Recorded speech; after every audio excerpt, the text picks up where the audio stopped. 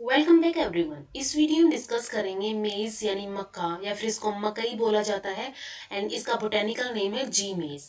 तो इसके बारे में हम आज की वीडियो में डिस्कस करेंगे, क्या इसका ओरिजिन एंड डिस्ट्रीब्यूशन है, बोटेनिकल डिस्क्रिप्शन एंड क्या क्या यूज है।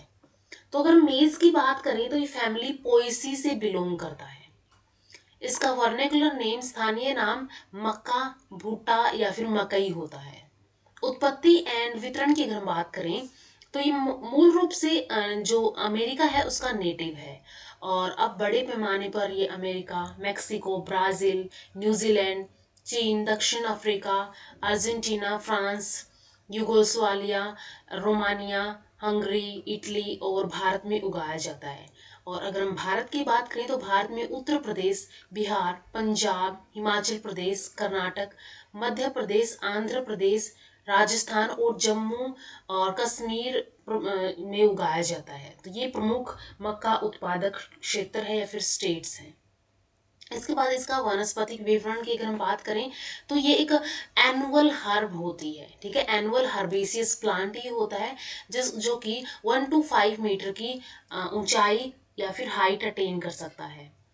अगर हम इस प्लांट की बात करें तो इस प्लांट के अंदर ये मेल इन्फ्लोरेसेंस होती है, ये फीमेल इन्फ्लोरेसेंस होती है। इसके बाद लीव्स हो गई, स्टेम हो गई एंड इसके अंदर रूट्स, एडवेंटिशियस फाइबरस रूट भी पाई जाती है। अगर हम इसके तना या फिर कलम की बात करें तो आमतौर पर बिना शाखाओं वाला होता है। ये सिर्फ पत्ते यहाँ पे पाए जा रहे हैं। इसके साथ इसके अंदर केवल कुछ टीलर्स भी पाए जा सकते हैं। ठीक है, ऐसे ही टाइप के यहाँ से कुछ पत्ते निकलते हैं, तो टीलर्स भी यहाँ पे पाए जा सकते हैं। और अपस्थानिक रेशेदार जड़ें यानी कि एडवेंटिशियस फाइब्रस रूट यहाँ पे पाई जाती है। तो इस टाइप के इसके अंदर पत्ते पाए जाते हैं। ये जो है इसके अंदर यहाँ पे कोप पाई जाती है। इसका पत्तियों की अगर हम बात करें तो यहाँ पे पत्तियां जो होती है, पत्तियों के जो लीफ शीथ होते हैं, ये लीफ शीथ है इसकी, एंड ये ब्लेड है लीफ का। ठीक है, तो इन दोनों की जंक्शन के ऊपर जहां पे ये दोनों मिलते हैं वहां पे ये व्हाइट कलर का जो नजर आ रहा है, तो ये यहाँ पे एक झिल्लीदार लाइग्यूल पाया जाता है। ठीक है, झिल्लीदार लिग्यूल्स पाया जाता है लेमिना यानी कि लीफ लेमिना और लीफ शीथ के जंक्शन के ऊपर। मक्के के जो पौधे होते हैं वो मोनोसियस या फिर डायोसियस हो सकते हैं। ठीक है, या तो मोनोसियस हो सकते हैं तो ये डायोसियस भी हो सकते हैं। मोनोसियस का मीनिंग क्या होगा कि यहाँ पे मोनो मीन्स सिंगल, यानी कि मेल एंड फीमेल एक ही प्लांट के अंदर पाए जाएंगे, एंड डायोसिस के अंदर यहाँ पे क्या होगा कि वो डिफरेंट डिफरेंट प्लांट होंगे। अब इसके बाद नेक्स्ट आता है यहाँ पे male inflorescence and female inflorescence. तो यहाँ पे इन्फ्लोरेसेंस में जो मेल इन्फ्लोरेसेंस होती है जिसको टेसल बोला जाता है। ठीक है, टेसल इसको बोला जाता है। टेसल जो है मुख्य अक्ष पर अंतिम यानी टर्मिनल पोजीशन पे पाया जाता है। टर्मिनल पोजीशन ये होती है, इसके ऊपर ये पाया जाता है। और फीमेल इन्फ्लोरेसेंस की अगर हम बात करें तो फीमेल इन्फ्लोरेसेंस जिसको कान यानी ईयर या फिर सिर यानी कि कोब कहा जाता है, ये पत्तियों के एक्सिस, ठीक है, यानी दूरी के अंदर यहाँ पे ये पाए जाते हैं। ये में संशोधित पार्श्व शाखाएं, ठीक है, संशोधित यहाँ पे मॉडिफाइड लेटरल ब्रांचेस होती हैं, इनके ऊपर पैदा होते हैं। वैसे तो इसके अंदर ब्रांचिंग नहीं होगी, लेकिन यहाँ पे क्या होते हैं, ये जो है ये इसके अंदर मॉडिफाइड लेटरल ब्रांचेस होती है जिनके ऊपर क्या उगते हैं, कोब या फिर ईयर या फिर फीमेल इन्फ्लोरेसेंस उगते हैं। टेसल एक कॉम्पैक्ट और बहुत शाखित पेनिकल होता है। ठीक है, इसकी इन्फ्लोरेसेंस कैसी होगी, पेनिकल होगी, जिसमें जो लेटरल ब्रांचेस है, जो पार्श्व शाखाएं हैं, वो दो पंक्तियों में स्पाइकलेट के जोड़े में व्यवस्थित रहती है। ठीक है, यहाँ पे स्पाइकलेट के जोड़ों के अंदर ये व्यवस्थित रहेगी प्रत्येक स्पाइकलेट के अंदर। ठीक है, जैसे यहाँ पे हम बात करें स्पाइकलेट है, ये हो गई, ये स्पाइकलेट है। तो इस स्पाइकलेट के अंदर यहाँ पे क्या होता है, दो फ्लोरेट्स पाए जाते हैं। और दो फ्लोरेट्स क्या करते हैं, दो फ्लोरेट्स को घेरते हुए, सराउंड करते हुए ग्लूम्स की एक जोड़ी पाई जाती है। जैसे हमने राइस के अंदर, वीट के अंदर इन्फ्लोरेसेंस की बात की थी कि इनके अंदर यहाँ पे क्या पाया जाता है, ऐसे टाइप से अपर एंड लोअर, एंड यहाँ पे स्टेमन्स हो गए लाइक, ठीक है, यहाँ पे स्टिग्मा हो गया। तो यहाँ पे ये जो पोर्शंस है अलग अलग टाइप के, ये इनको क्या बोला जाता है, इसको पेलिया बोला जाता था, इसको लेमा बोला जाता है। इसके बाद नीचे कहीं जाके यहाँ पे जैसे ये नीचे जो यहाँ पे ऐसे टाइप के ये लीव्स होते हैं, स्ट्रक्चर होते हैं, इनको ग्लूम बोला जाता है। अपर एंड लोअर ग्लूम भी यहाँ पे पाए जाते हैं। तो ऐसा ही इस कंडीशन के अंदर भी मेल इन्फ्लोरेसेंस के अंदर देखा जाता है। ईयर और कोप बनाने वाली शाखा में छोटी गांठें होती है, ठीक है। जो लेटरल ब्रांचेस यहाँ पे मॉडिफाइड लेटरल ब्रांचेस होती हैं, इनके अंदर क्या पाई जाएगी, एक गांठ पाई जाएगी, छोटी गांठ पाई जाएगी। और इसके शीर्ष पर एक फीमेल स्पाइक होती है, ठीक है। इसके शीर्ष पर क्या होगी, एक फीमेल स्पाइक यहाँ पे पाई जाएगी। तो यहाँ पे अगर हम देखें इसके अंदर ओवरी पाई जाती है, फीमेल फ्लोरेट हो गया, यहाँ पे स्टोक यानी सिल्क यहाँ पे पाया जाता है, और ऊपर की तरफ एक पिस्टिल यहाँ पे पाया जाएगा या फिर स्टिग्मा यहाँ पे पाया जाएगा। तो ये स्ट्रक्चर यहाँ पे पाए जाते हैं। अगर हम यहाँ पे बात करें इनकी, ठीक है, ये जो स्ट्रक्चर है जिनको स्टाइल्स बोला जाता है, स्टाइल्स जो है यहाँ पे फिदरी स्टाइल्स पाए जाते हैं जो कि कोब से निकलते हैं, और इनको सामूहिक रूप से रेशम या फिर सिल्क के रूप में जाना जाता है। यहाँ पे अगर हम इस डायग्राम के अंदर देखें तो ये जो यहाँ पे ये नजर आ रहे हैं, ये हेयर लाइक स्ट्रक्चर, ये क्या है, ये रेशम या फिर इनको सिल्क बोला जाता है। कोब ओवरलैपिंग लीफ शीथ द्वारा घिरा रहता है जो पार्श्व शाखाओं के नोड से विकसित होते हैं। पार्श्व शाखाओं के नोड्स जो होंगे वहां से कुछ लीव्स, ये शीथ, लीफ शीथ यहाँ पे क्या होंगी, अराइज होंगी, जो कि इस कोब को, इस भुट्टे को ओवरलैप करके रखती है। ओवरलैपिंग शीथ होती है जो कि इसको कवर करके रखती है। अब अगर हम इसके इन सीड्स की बात करें, ठीक है, ये जो सीड्स होते हैं इनको बोला जाता है कैरियोप्सिस, ठीक है। ग्रेन, मेज ग्रेन बोल सकते हैं, या तो इसके फ्रूट को कैरियोप्सिस बोला जाता है। तो कैरियोप्सिस के अंदर दो प्रकार के एंडोस्पर्म पाए जाते हैं यहाँ पे।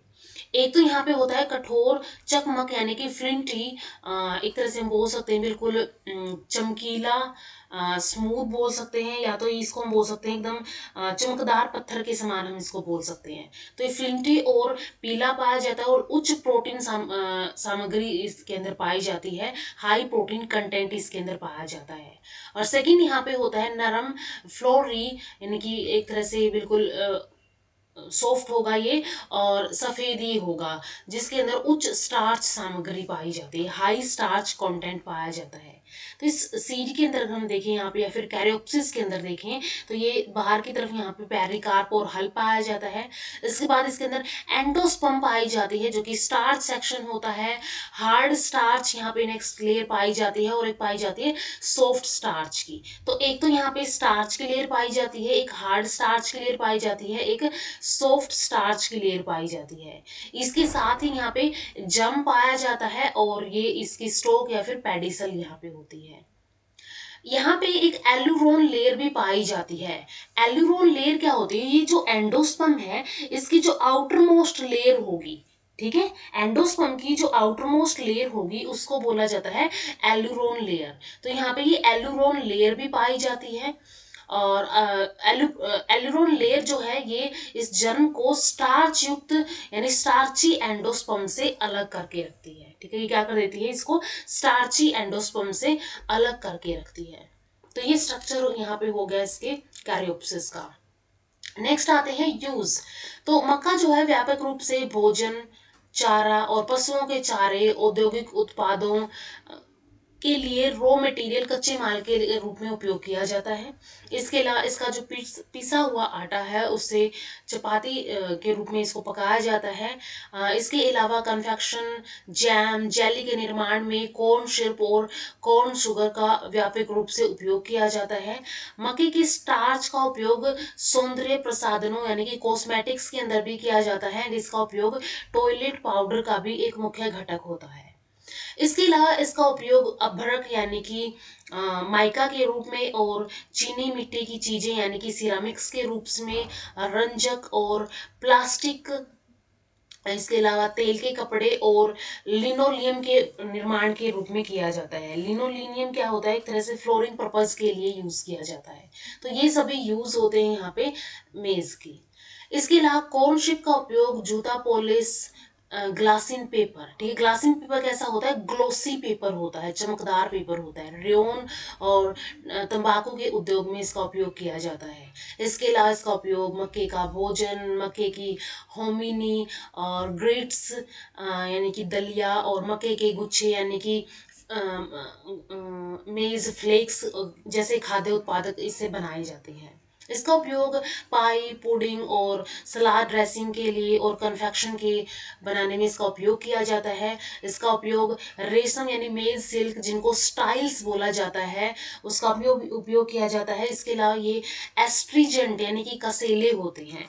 एस्ट्रीजेंट प्रॉपर्टीज इसके अंदर देखी जाती है। एस्ट्रीजेंट क्या होते हैं, एक तरह से जब कोई कट लग जाए, ब्लीडिंग होती है, तो उसको स्टॉप करने के लिए इसको यूज किया जाता है। इसके अलावा इसका उपयोग कॉस्मेटिक्स के अंदर भी किया जाता है, स्किन को टाइट करने के लिए। डायरेटिक होते हैं ये, और क्लोराइड होते हैं यानी कि पित्त शामक ये होते हैं, यानी कि एक तरह से जो फीलिंग ऑफ एंगर होती है, इरिटेशन होती है, उसको ये कम करते हैं। कई औद्योगिक उत्पाद जैसे कि ethyl, butyl, propyl alcohol, acetaldehyde, acetone, glycerol, acetic citric और लैक्टिक एसिड, इन सभी के अंदर फर्मेंटेशन एंड डिस्टिलेशन द्वारा इन सभी औद्योगिक उत्पादों, इन सभी इंडस्ट्रियल प्रोडक्ट्स को प्राप्त किया जाता है। तो ये सभी यूज है यहाँ पे मेज के। इसके अलावा जो कोब हस्क है, ठीक है, कोब का जो ये हस्क है, यानी जो सिल्क की या फिर ईयर की या कोब की भूसी है, उसका उपयोग चटाई बनाने में, टोपी बनाने में और गद्दों की भराई के रूप में किया जाता है।